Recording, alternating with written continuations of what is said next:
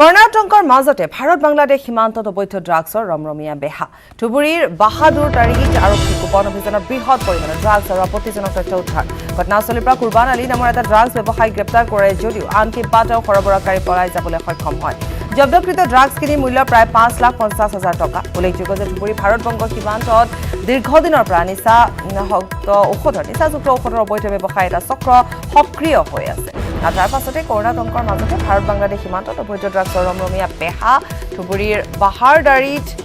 বাহাদুৰ তাৰিত আৰক্ষীৰ গোপন অভিযানত বৃহৎ পৰিমাণৰ ড্ৰাগছ আৰু আপত্তিজনক তথ্য উদ্ধাৰ হৈছে ঘটনাস্থলীৰ পৰা কুৰবান আলী নামৰ এটা ড্ৰাগছ ব্যৱসায়ী গ্ৰেপ্তাৰ কৰিছে যদিও আনকি কেইবাটাও সৰবৰাহকাৰী পলাই যাবলৈ সক্ষম হয় জব্দকৃত ড্ৰাগছখিনিৰ মূল্য প্ৰায় ৫,৫০,০০০ টকা উল্লেখযোগ্য যে ধুবুৰী ভাৰত বংগ সীমান্তত দীৰ্ঘদিনৰ পৰা নিচাযুক্ত ঔষধৰ অবৈধ ব্যৱসায় এটা চক্ৰ সক্ৰিয় হৈ আছে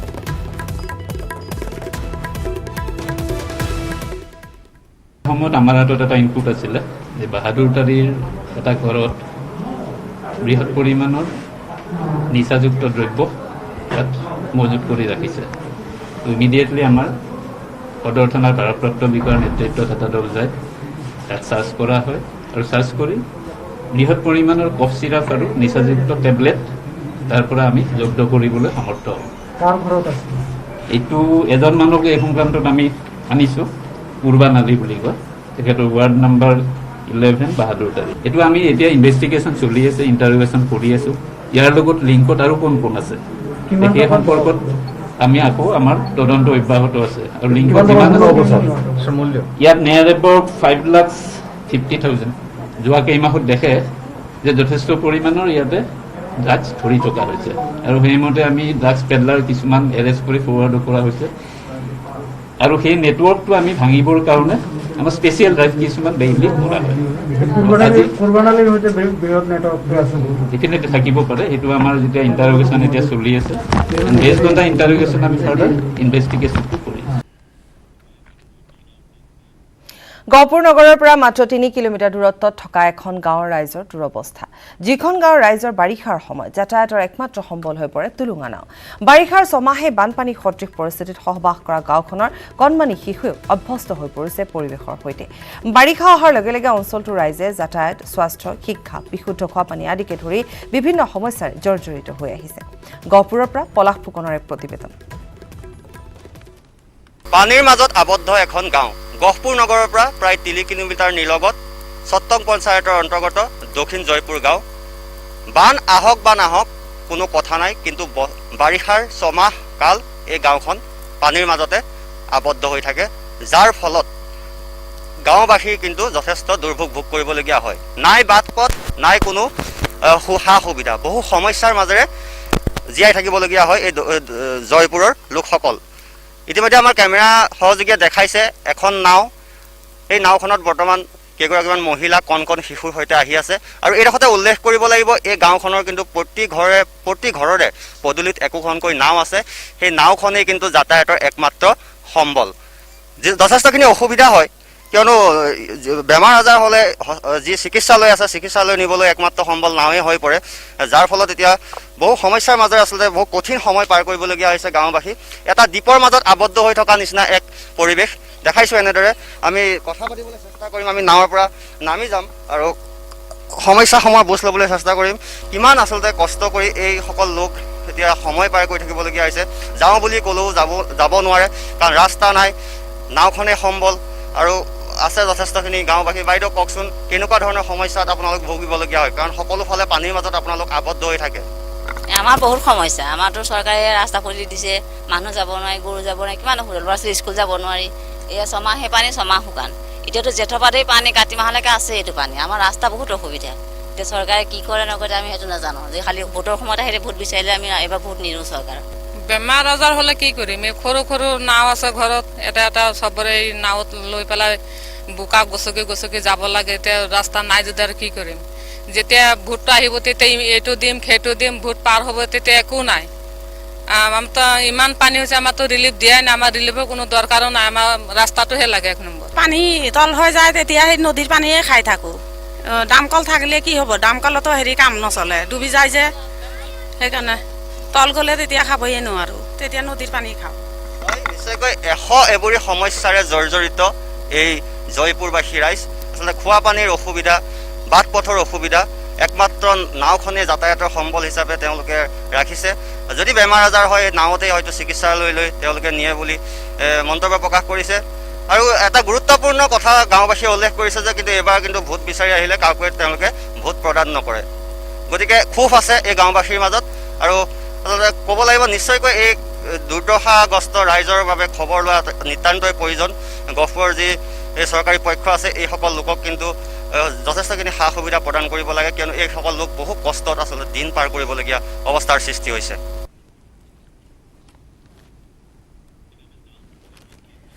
নগাঁৱত নাৰ্ছক প্ৰহাৰ এগৰাকী চিকিৎসকৰ প্ৰহাৰত আহত হৈছে 4গৰাকীকৈ নাৰ্ছ। ডাক্তৰ প্ৰদীপ শইকীয়াৰ বিৰুদ্ধে মাৰপিটৰ অভিযোগ উত্থাপিত হৈছে। নগাঁও কপিলী নাৰ্ছিং হোমত সংঘটিত হৈছে এই ঘটনা। চিচিটিভিত বন্দী হৈছে চিকিৎসকে নাৰ্ছক প্ৰহাৰ কৰাৰ সমগ্ৰ দৃশ্য। সেই দৃশ্য আমি দেখুৱাম। নগাঁৱত নাৰ্ছক প্ৰহাৰ কৰিছে এগৰাকী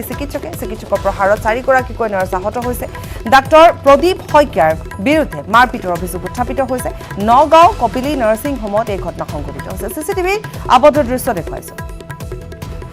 চিচিটিভিত আবদ্ধ দৃশ্য এয়া এগৰাকী চিকিৎসকে আৰু চিকিৎসকগৰাকীয়ে এনেধৰণে নাৰ্ছক মতা দেখিবলৈ পোৱা গৈছে। কেইবাগৰাকীও নাৰ্ছ তাত উপস্থিত আছে আৰু এনেধৰণে প্ৰহাৰ কৰিছে চিকিৎসকগৰাকীয়ে নাৰ্ছক প্ৰহাৰ কৰিছে।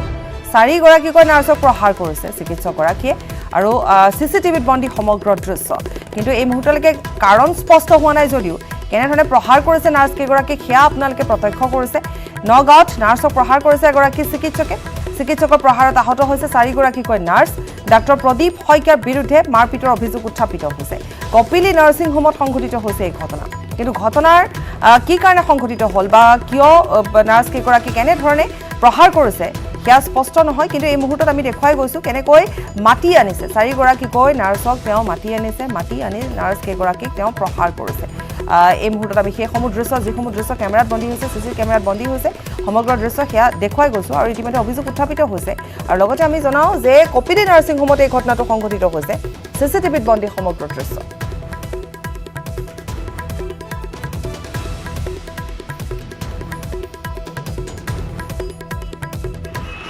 এয়া মোক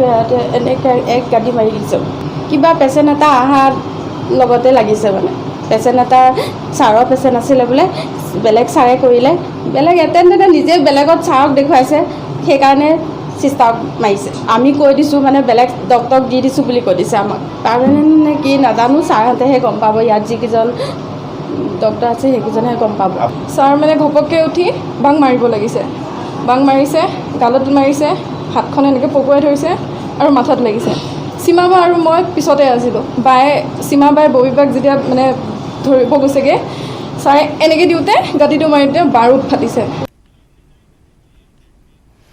আৰু আন এক খবৰ ব্ৰেকিং নিউজ। মহানগৰীৰ চন্দ্ৰপুৰত এক অঘটন সংঘটিত হৈছে। কলং নৈত গা ধুবলৈ গৈ নিখোজ হৈছে এজন যুৱক। সন্ধানহীন যুৱকজনৰ নাম হৈছে সুমন শইকীয়া। নিখোজ সুমন শইকীয়া এইবাৰ উচ্চতৰ মাধ্যমিক পৰীক্ষাত কৃতিত্বৰে উত্তীৰ্ণ হৈছিল। কাজলী চকী বিষ্ণু মন্দিৰৰ সমীপত এই ঘটনাটো সংঘটিত হৈছে আৰু বৰ্তমানলৈকে ঘটনাস্থলীত উপস্থিত হোৱা নাই SDRF NDRFৰ বাহিনী। উদ্ধাৰকাৰী দল উপস্থিত নোহোৱাত ক্ষোভিত স্থানীয় ৰাইজ। 2 বছৰ পূৰ্বে একে স্থানৰ পৰাই নিখোজ হৈছিল সুমনৰ কনিষ্ঠ ভাতৃও। পুনৰ জনাইছোঁ মহানগৰীৰ চন্দ্ৰপুৰত এক অঘটন সংঘটিত হৈছে। কলং নৈত গা ধুবলৈ গৈ নিখোজ হৈছে এজন যুৱক। সন্ধানহীন যুৱকজনৰ নাম সুমন শইকীয়া। আৰু এইবাৰ উচ্চতৰ মাধ্যমিক পৰীক্ষাত কৃতিত্বৰে উত্তীৰ্ণ হৈছিল। কাজলী চকী বিষ্ণু মন্দিৰৰ সমীপত এই ঘটনা সংঘটিত হৈছে। বৰ্তমানলৈকে ঘটনাস্থলীত SDRF NDRFৰ বাহিনী উপস্থিত হোৱা নাই। উদ্ধাৰকাৰী দল উপস্থিত নোহোৱাত ক্ষোভিত স্থানীয় ৰাইজ। 2 বছৰ পূৰ্বে একে স্থানৰ পৰা নিখোজ হৈছিল সুমনৰ কনিষ্ঠ ভাতৃও।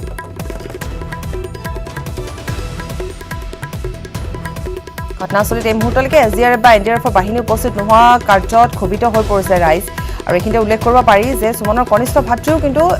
একেটা স্থানৰ পৰাই নাইকিয়া হৈছিল। গতিকে ৰাইজ যথেষ্ট সংখ্যক লোক তাত উপস্থিত হৈছে, ঘটনাস্থলীত উপস্থিত হৈছে, চন্দ্ৰপুৰত উপস্থিত হৈছে। কিন্তু এই মুহূৰ্তলৈকে যিহেতু SDRF NDRFৰ কোনো লোক আহি উপস্থিত হোৱা নাই আৰু গা ধুবলৈ গৈছিল, গা ধুবলৈ গৈ নিখোজ হৈ পৰে এই যুৱকজন। কলং নৈত গা ধুবলৈ যোৱাৰ পাছতে নিখোজ হৈ পৰিছে যুৱকজনৰ নাম হৈছে সুমন শইকীয়া। আৰু উল্লেখযোগ্য যে প্ৰায় 2 বছৰৰ পূৰ্বে সুমন শইকীয়াৰ কনিষ্ঠ ভাতৃও সেই একেটা স্থানৰ পৰাই নাইকিয়া হৈছিল বা সন্ধানহীন হৈছিল কাজলী চকী বিষ্ণু মন্দিৰৰ সমীপত এই অঘটনটো সংঘটিত হৈছে কিন্তু এই মুহূৰ্তলৈকে যিহেতু SDRF বা NDRFৰ লোক তাত উপস্থিত হোৱা নাই ৰাইজ ক্ষোভিত হৈ পৰিছে যথেষ্ট সংখ্যক লোক তাত উপস্থিত আছে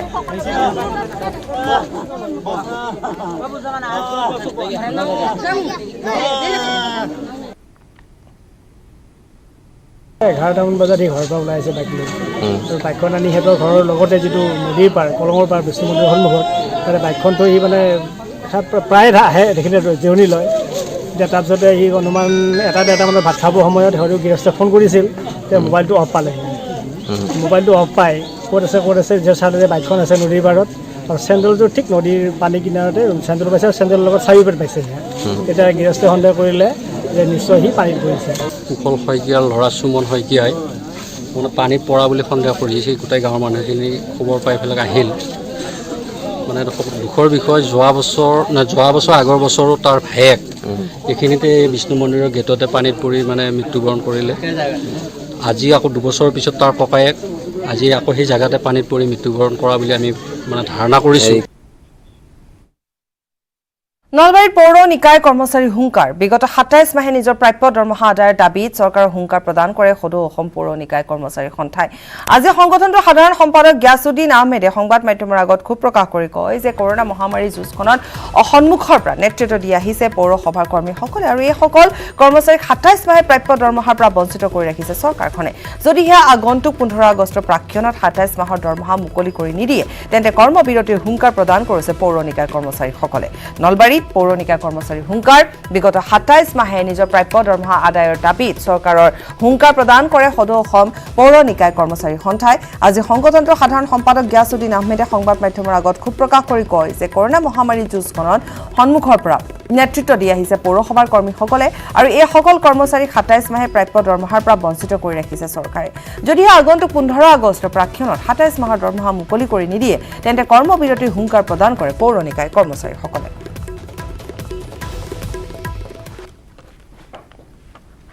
খুব হতাশাত ভোগো আমাৰ পৌৰ কৰ্মচাৰীসকলে যে আজি ৰাজ্য চৰকাৰে স্বাস্থ্য বিভাগৰ কৰ্মচাৰীসকলৰ ক্ষেত্ৰত যিখিনি পদক্ষেপ গ্ৰহণ কৰিছে বীমাৰে পৰা আৰম্ভ কৰি কিন্তু ৰাজ্যৰ পৌৰ কৰ্মচাৰীসকলৰ ক্ষেত্ৰত আমি লক্ষ্য কৰিছোঁ ৰাজ্য চৰকাৰে নগৰ উন্নয়ন বিভাগে আমাৰ এই পৌৰ কৰ্মচাৰীসকলৰ ক্ষেত্ৰত তেনেকুৱা কোনো কাৰ্যকৰী পদক্ষেপ গ্ৰহণ কৰা নাই দুৰ্ভাগ্যজনক কথা আজি ৪ মাহৰ পৰা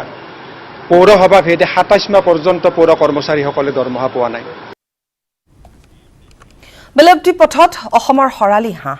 বিল জলাশয়সমূহতো অতি উদ্বেগজনকভাৱে দ্ৰুতগতিত হ্ৰাস পাইছে শৰালী হাঁহৰ সংখ্যা এনে অৱস্থাত কৃত্ৰিম প্ৰজননেৰে বিলুপ্তপ্ৰায় শৰালী হাঁহৰ বংশবৃদ্ধি আৰু সংৰক্ষণৰ চেষ্টা হাওৰাঘাটৰ এজন প্ৰকৃতিপ্ৰেমী যুৱকৰ উল্লেখযোগ্য যে হাওৰাঘাটৰ এৰা দীঘল পানীগাঁৱৰ যুৱক দেৱজিৎ বৰাই ঘৰৰ বাৰীৰ পিছফালে থকা পৰিত্যক্ত খাল এটাৰ মেটেকা চাফা কৰিবলৈ যাওঁতে ১২টা কণী উদ্ধাৰ কৰে প্ৰকৃতিপ্ৰেমী দেৱজিতে কণীকেইটা ঘৰলৈ আনি কৃত্ৰিমভাৱে উমনি দিয়াৰ ব্যৱস্থা কৰে পোৱালি জন্ম হোৱাৰ পিছত এইসমূহ শৰালী হাঁহৰ পোৱালি বুলি নিশ্চিত হয় যুৱকজন লগে লগে ডকমকা বন বিভাগৰ সৈতে বিষয়টো সন্দৰ্ভত দেৱজিতে আলোচনা কৰি বন বিভাগৰ অনুমতি সাপেক্ষে ঘৰতে শৰালী হাঁহৰ পোৱালিকেইটা লালন পালনৰ দায়িত্ব লৈছে লগতে শৰালী হাঁহক অসমৰ পক্ষীকুলৰ মাজত জীয়াই ৰখাৰ স্বাৰ্থত নিখুঁত প্ৰতিপালন আৰু বংশবৃদ্ধিৰ সংকল্প লয় প্ৰকৃতিপ্ৰেমী যুৱকগৰাকীয়ে দেৱজিতৰ যতনত এতিয়া লাহে লাহে ডাঙৰ হৈছে পোৱালি আমি এতিয়া বৰ্ডিং ৰুম আছে তেওঁলোকৰ কাৰণে বনাই ৰাখিছোঁ যাতে সিহঁতে কষ্ট যোৱা ২৮ তাৰিখে মই ১২টা কণী পাইছিলোঁ আৰু কণীসমূহ আনি পেলাই মোৰ নিজা উমনি দিয়া মেচিনত উমনি দিলোঁ দিয়াৰ পিছত আজি ২ দিন আগত ইয়াৰে পোৱালিবোৰ ওলাল ৪টা পোৱালি বৰ্তমানলৈকে ওলাইছে আৰু ৬-৭টামান পোৱালি ওলাব লাগে তো যেতিয়া মই পোৱালিবোৰ দেখিলোঁ তেতিয়া গম পালোঁ যে এইবোৰ শৰালী হাঁহৰ পোৱালি আৰু এই ক্ষেত্ৰত মই এই বিলুপ্তপ্ৰায় পক্ষীসমূহ বচাবৰ বাবে চেষ্টা কৰি আছোঁ আৰু আমাৰ ওচৰৰ বন বিভাগৰ লগত মই যোগাযোগ কৰিছোঁ তেওঁলোকৰ পৰা সহায় পাইছোঁ আৰু চেষ্টা কৰিম যাতে এই বিলুপ্তপ্ৰায় প্ৰাণীসমূহ আমি সংৰক্ষণ কৰি ৰাখিব পাৰোঁ ইয়াৰ এক বিপুল প্ৰডাকশ্যন আমি কৰিব পাৰোঁ তাৰ কাৰণে চেষ্টা কৰিম যাতে এই পক্ষীসমূহ আমাৰ মাজত জীয়াই থাকে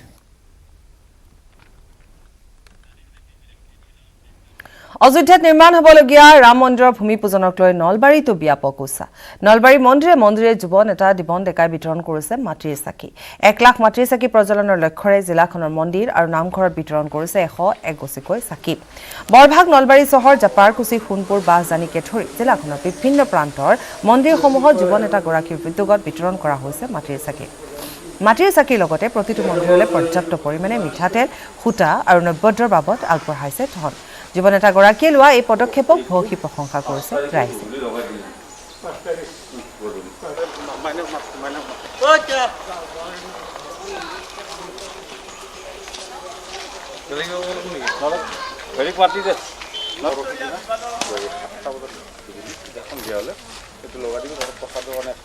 আৰু এইখিনি আগবঢ়াইছে আমাৰ সাংবাদিক ত্ৰিদীপ কলিতাৰ এক বিশেষ প্ৰতিবেদন কাইলৈ অযোধ্যাত কৰা হ'ব ৰাম মন্দিৰৰ ভূমি পূজন প্ৰধানমন্ত্ৰী নৰেন্দ্ৰ মোদীয়ে কৰিব ভূমি পূজন আৰু এই ৰাম মন্দিৰৰ যি ভূমি পূজন সেই ভূমি পূজনক লৈ এতিয়া সমগ্ৰ দেশতে এক আনন্দৰ জোৱাৰ উঠা পৰিলক্ষিত হৈছে সমান্তৰালভাৱে নলবাৰী জিলাতো ইয়াৰ প্ৰভাৱ পৰা দেখিবলৈ পোৱা গৈছে নলবাৰী জিলাৰ যি বৰভাগ অঞ্চল আছে তাৰ ননৈ গাঁৱৰ এগৰাকী উদ্যমী যুৱকে হাতত লৈছে এটা ব্যতিক্ৰমী পদক্ষেপ আৰু এই ভূমি পূজনৰ দিনটোত প্ৰায় 1 লাখ চাকি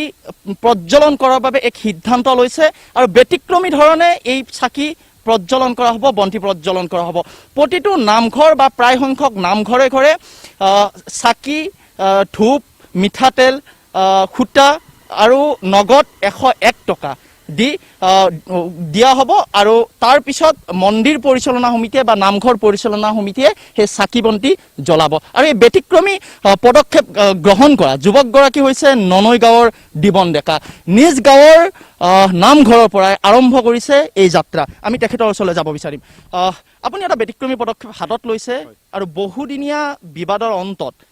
কাইলৈ ৰাম মন্দিৰৰ ভূমি পূজন আৰম্ভ হ'ব কি ক'ব এই মুহূৰ্তত চাওক 500 বছৰ যোনটো মানে কামৰ কাৰণে আমি সনাতনী মানুহখিনি যোনটো কামৰ কাৰণে ৰখি আছিলোঁ সেই ঐতিহাসিক দিনটো আমাৰ অহাকালি আহি আছে গতিকে যিহেতু মোৰ জন্মস্থান বৰভাগ মই এই বৰভাগ বা নলবাৰী জিলাখনৰ যিমানখিনি মঠ মন্দিৰত পাৰোঁ ব্যক্তিগতভাৱে চাওক সকলোৱে প্ৰচেষ্টা ল'ব নিজৰ ঘৰত চবেই কৰিব মঠ মন্দিৰখিনিত অন্ততঃ মই যদি 1 লাখ চাকি বিলাব পাৰোঁ সেই অনুপাতে যিখিনি প্ৰয়োজনীয় তেল প্ৰয়োজনীয় সামগ্ৰী আৰু ধৰক মাহ প্ৰসাদৰ কাৰণে 101 টকাকৈ সেইখিনি পইচা দিছোঁ যাতে আমি সেই অযোধ্যাৰ পৰিৱেশটো যাতে আমি নলবাৰী জিলাত যাতে সেই পৰিৱেশটো আমি অনুধাৱন কৰিব পাৰোঁ আমি যাতে সেই ফিল এটা ল'ব পাৰোঁ সেইকাৰণেহে মই এই কামটোত আগবাঢ়ি আহিছোঁ এই যিটো নামঘৰৰ পৰা আপুনি আৰম্ভ কৰি আপোনাৰ এই জন্মগাঁৱৰ পৰা আপুনি আৰম্ভ কৰিলে এই নামঘৰটো কি নামঘৰ বুলি কয় এইটো কৃষ্ণ সূৰ্য প্ৰাথমিক নামঘৰ এইটো শ্ৰীমন্ত শংকৰ ননৈ শ্ৰীমন্ত শংকৰদেৱ সংঘৰ এইটো এটা শাখা নিশ্চিতভাৱে এই যুৱকগৰাকীয়ে হাতত লৈছে এই ব্যতিক্ৰমী পদক্ষেপ আৰু এই ব্যতিক্ৰমী পদক্ষেপৰ জৰিয়তে এই যুৱকগৰাকীয়ে অযোধ্যাৰ যি ৰাম মন্দিৰৰ ভূমি পূজন কৰা হ'ব কাইলৈ সেই ভূমি পূজনৰ দিনটোত গ্ৰামাঞ্চলৰ প্ৰতিটো নামঘৰ প্ৰতিটো মন্দিৰত যাতে চাকি জ্বলে বন্তি জ্বলে তাৰ বাবে এনেধৰণে ব্যতিক্ৰমী পদক্ষেপ হাতত লোৱা দেখিবলৈ পোৱা গৈছে বিৰতিৰ পাছত বকলীয়াঘাটৰ এজন অৱসৰপ্ৰাপ্ত সেনা বিষয়াৰ মহানুভৱতা সংকট কালত এটা অসহায় পৰিয়ালক সহায় কৰিবলৈ আগবাঢ়ি আহিল অৱসৰপ্ৰাপ্ত সেনা বিষয়া লীলাৰাম বাৰিক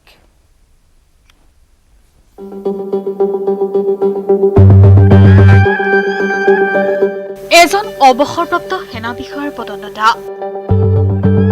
অসহায় পৰিয়ালক আগবঢ়ালে ভেটি মাটিত নগদ 2 লাখ টকাৰ সাহায্য এইগৰাকী অৱসৰপ্ৰাপ্ত সেনা বিষয়াৰ নাম লীলাৰাম বাৰিক বকলীয়াঘাটৰ 2 নং উদালিগাঁও নিবাসী লীলাৰাম বাৰিকে দায়িত্ব ল'লে এটি শতভুগীয়া পৰিয়ালৰ পোহপালৰ 31 জুলাইৰ কাল সন্ধিয়া দুটি নিষ্পাপ কণমানিৰ সৈতে পত্নীক চিৰদিনৰ বাবে নিথৰুৱা কৰি চিৰদিনৰ বাবে গুচি গৈছিল পৰিয়ালটোৰ একমাত্ৰ উপাৰ্জনকাৰী বিশ্ব দাস বিদ্যুৎপৃষ্ট হৈ শোকাবহভাৱে মৃত্যু ঘটিছিল ব্যক্তিজনৰ মহানুভৱতাৰ অনন্য নিদৰ্শন দাঙি ধৰি সেনা বিষয়া লীলাৰাম বাৰিকে থিয় দিলে এই অসহায় পৰিয়ালৰ কাষত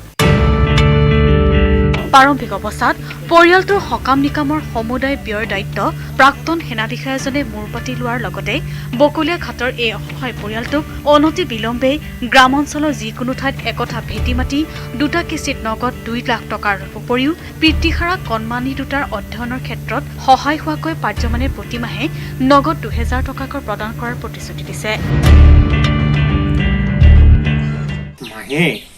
1 তাৰিখে মই 2000 টকা তোমালোকক চলিবলৈ দিম আৰু ল'ৰা ছোৱালীকেইটাৰ স্কুলৰ খৰচা তোমাৰ শাৰী কি লাগে দিম আৰু প্ৰথমতে আহিলে মাটি মই মাটি একঠা দিম বুলি কৈছোঁ 2 লাখ টকা দিম আৰু এই পইচাটো মই 2 কিস্তিত দিম। মৃত্যুৰ পূৰ্বে বিগত মাত্ৰ এটা বছৰ ধৰি বিশ্বই সেনা বিষয়াজনৰ মাটিত আদি চুক্তিত খেতি বাতি কৰাৰ লগতে বিষয়াজনৰ 2 নং উদালি গাঁৱৰ পাম্প হাউচটো চোৱা চিতা কৰিছিল। সেইদিনা বাৰীৰ কাম কৰি থাকোঁতে দুৰ্ভাগ্যজনকভাৱে বিদ্যুৎপৃষ্ট হৈ অকাল মৃত্যুক সাৱটি লৈ বিশ্বই। নিজৰ পুত্ৰৰ দৰে জ্ঞান কৰা বিশ্বদশৰণীয়া অকাল মৃত্যুত এতিয়া ভাগি পৰিছে বকলিয়াঘাটৰ এইগৰাকী অৱসৰপ্ৰাপ্ত সেনা বিষয়া। আমাকতো একো চলিবলৈ ৰাস্তা নাই, এতিয়া সিহঁতে যদি সহায় কৰে তেতিয়া চলিব পাৰিম। সিহঁতে মাটি দিব কৈছে 1 কটা, 2 লাখ টকা দিব কৈছে আৰু 2000কে মাহত দিব। হাওৰাঘাটৰ পৰা Gautam Sutradhar, news 18 Assam north east. নৰূপেৰে জিলিকিছে মাজুলী। পোনপ্ৰথমবাৰৰ বাবে মাজুলীত আৰম্ভ হৈছে 2 লেনযুক্ত পথ নিৰ্মাণৰ কাম। মাজুলী জিলাৰ সদৰ গড়মূৰৰ পৰা জেংৰাইলৈ 71 কোটি 20 লাখ টকা ব্যয়েৰে চলিছে পথটোৰ নিৰ্মাণৰ কাম। এই প্ৰতিবেদন আগবঢ়াই প্ৰথম সংবাদৰ পৰা বিদায় লৈছো। নমস্কাৰ।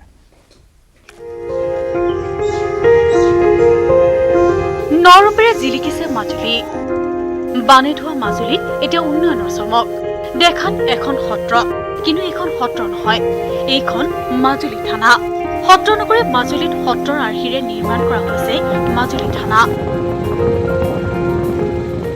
যিখন থানা আমাৰ মাজুলীবাসীৰ কাৰণে উৎসৰ্গা কৰিলে, সেইখন থানা 1923 চনতে প্ৰতিষ্ঠিত। ইতিহাস জড়িত হৈ আছে। মুখ্যমন্ত্ৰী মহোদয়ে এই 4 বছৰৰ ভিতৰত মাজুলীত যিমানখিনি উন্নয়ন কৰিলে, স্বাধীনতাৰ পিছত তেনেকুৱা আমি উন্নতি দেখিবলৈ পোৱা নাই। কেৱল এইখন আৰক্ষী থানাই নহয়, মাজুলীত সমান্তৰালভাৱে চলিছে বহুকেইটা প্ৰকল্পৰ কাম। মাজুলীত পোনপ্ৰথমবাৰৰ বাবে আৰম্ভ হৈছে 2 লেনযুক্ত পথ নিৰ্মাণৰ কাম। মাজুলী জিলা সদৰ গড়মূৰৰ পৰা জেংৰাই 2 লেনযুক্ত পথ 71 কোটি 20 লাখ টকা ব্যয়েৰে নিৰ্মাণৰ কাম চলি আছে। আনহাতে ইতিমধ্যে সম্পন্ন হৈছে আন বহুকেইটা পথৰ নিৰ্মাণ কাৰ্য। সৰ্বানন্দ সোণোৱাল ডাঙৰীয়াই মাজুলীৰ সমস্যাসমূহক সম্পদলৈ কেনেকৈ ৰূপান্তৰ কৰি মাজুলীক বিশ্বৰ মানচিত্ৰত এক নতুন দিগন্তৰে জিলিকাই তুলিব পাৰি, মাজুলীৰ বিভিন্ন চুকে কোণে বিভিন্ন